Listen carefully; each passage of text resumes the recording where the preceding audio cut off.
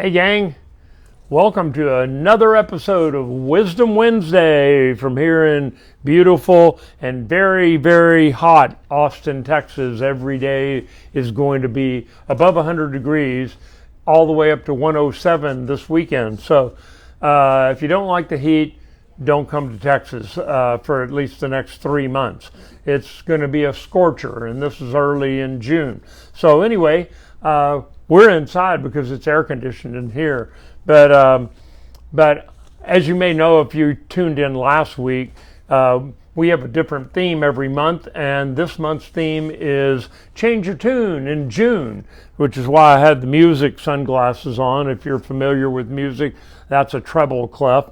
They didn't have a bass clef, but double treble clef. So we're talking about different ways you can change your tune in your lifestyle and your dental health, overall body health. And so Change Your Tune in June is kind of our theme. And we talked a little bit last week. This is an offshoot on the same thing about how music can change your life and make you healthier. We're going to go through 6 things. I got to use both hands for that. 6 things, and I got to read them because there's way too much really good information. I didn't want to miss out on anything. But 6 ways that music can have physical benefits for your body. Some of these I didn't know until I looked into this. Music can keep your heart healthy. Research shows that listening to relaxing music, now there's your key, relaxing music can slow your heart rate down and lower your blood pressure. I would have suspected that, but I didn't know that research had proven it. It helps your heart stay healthy as the blood can flow more freely. And in fact, one study found that music therapy can make blood pressure medication more effective. So if you're already on blood pressure medication and you listen to the right kind of music, your blood pressure medication might actually have a greater effect. Who knew? Number 2, music can boost your immune system. Now, we've hit on this subject before in the past when we were talking specifically about kind of reverse. We were talking about immune system and the way you could boost your immune system, and music was one of about 5 ways to boost your immune system. So it works the other way around too. Now we're talking about music, and one of the 5 or 6 topics is boosting your immune system through music. Stress hormones can wreak havoc on our immunity. Think about how you get sick when you're under a lot of stress. By managing your stress levels through music, you can regulate your hormones. It helps your immune system function at an optimal level. It also helps with immunoglobulin, which is the antibodies, those monoclonal antibodies that you were hearing about so much when COVID was up at higher levels, that you don't hear about anything at all anymore.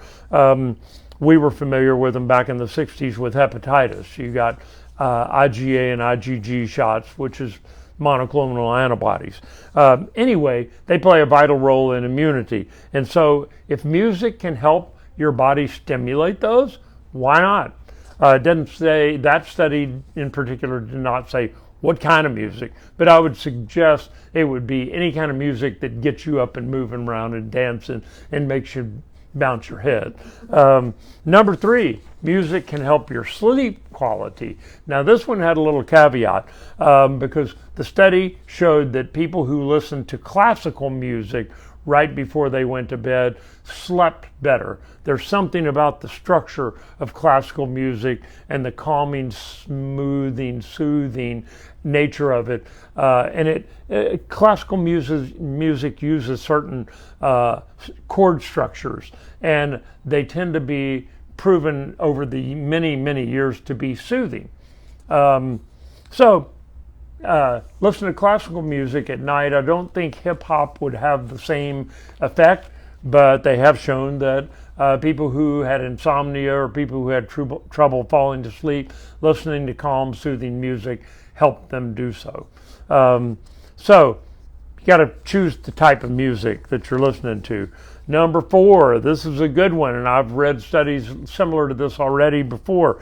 Music can ease pain. That's a good one. If you're a chronic pain sufferer, that's what they tested this on, that certain people in chronic pain or post-surgery or geriatric care, that certain types of music therapy, they called it, was used as a tool in pain management. And so imagine that. You'd have to do your own research as to exactly what kind of music you should listen to. But again, the general gist was that anything that kind of gets you bopping and bouncing your head and paying attention to the music, it's going to be an individual thing. Number 5, music can help you eat less. Again, who knew? This was a new one on me. Listening to music can affect how much food you eat. In one study, researchers found that people eating in a fast food restaurant with soothing background music, we used to call elevator music, soothing background music and soft lighting, ate 18% less calories than a control group that was in a fast food restaurant with no music. Interesting. And another study showed that dentists drill better when they're, no, that. But I do, the internet goes out here occasionally and the music stops for like 5 minutes at a time. And it's different continuing to do my dentistry on my patient. You can hear everything up and down the hallways more, the music. We kind of play upbeat classic rock and, 70s, 80s, music here on a regular basis. Sometimes we put on classical music or smooth jazz or something, but mostly it's upbeat kind of stuff that most of my patients in our 50s and 60s grew up with, that kind of music. So when it goes off, it's a totally different environment, and most everybody in the office is aware of it and struggling to get the internet back up and going and get our music going again.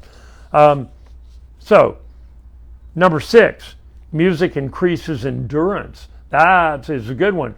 Think back to the old aerobics days of the 80s, and people were doing step aerobics, and every aerobic instructor that I knew of had their own playlist. Back before playlists were even a thing, they recorded them on cassette tapes, took them into their classes with them, and they knew the order that the songs were going to come on, and they were all upbeat, move your body around and step up and down on those.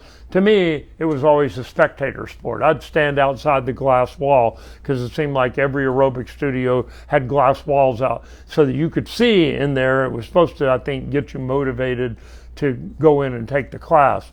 But I just watched. But you could hear the music, you could feel it vibrating the walls. Now they probably take in a little postage stamp size music, whatever they call them, and plug them into a computer and do the same thing. But shows how old I am. That was back in the 80s. Anyway, there are 2 main explanations for how it can get you up and pumping. The first is that motivating music increases the heart rate. In this case, just the opposite of what I said earlier, calming music can lower your heart rate. Upbeat, fast-paced music can increase your heart rate, especially if you're exercising during it too, which that therefore increases your blood flow, which it stands to reason that would increase your performance. The second thing that happens is that music can help you find the mental strength and determination to push on through. And I would say a third thing is when you see everybody else around you in a spin class pumping and getting up out of the saddle to go to a song and the instructor's doing the same, you're going to be more motivated to try to do the same thing. So there's 6 ways that music can help your body in different states. And so keep that in mind. Try it out for yourself. If you're listening to some music, get up and dance. Take a walk. Everybody I know takes a walk with those noise-canceling headphones on, which downtown is a little dangerous if you step in front of a car or something. But try the music out. see if it doesn't elevate your mood or slow you down and help you go to sleep at night. My health tip for the week: it's super hot out there, so stay hydrated. A big myth is that the colder the beverage that you drink, whether it's Gatorade or water or whatever, the more it's going to quench your thirst. It's actually been proven to not be actually true, because the colder it is and the hotter you are, the harder it is to absorb it. Your body does it slower. So more like room temperature water is going to get absorbed almost immediately. And so drink a little bit warmer water. I mean, the ice stuff is great once you've gotten out of the heat and you're in the shade or you're back inside in the air conditioning, then it really doesn't matter as much. But when you're in a potentially overheated state, lukewarm to room temperature water will get absorbed quicker and rehydrate you better. The better idea is just stay hydrated, drink lots of water before you actually get overheated, and it'll be better for you in the long term. So hope those have been helpful things for you this week, and that you found that of interest and of help. Stay cool out there, especially this weekend when it gets up near 110. And now would not be a good time to come visit Texas if you like cool weather. So have a good week, and I'll see you again next week for another version of Wisdom Wednesday.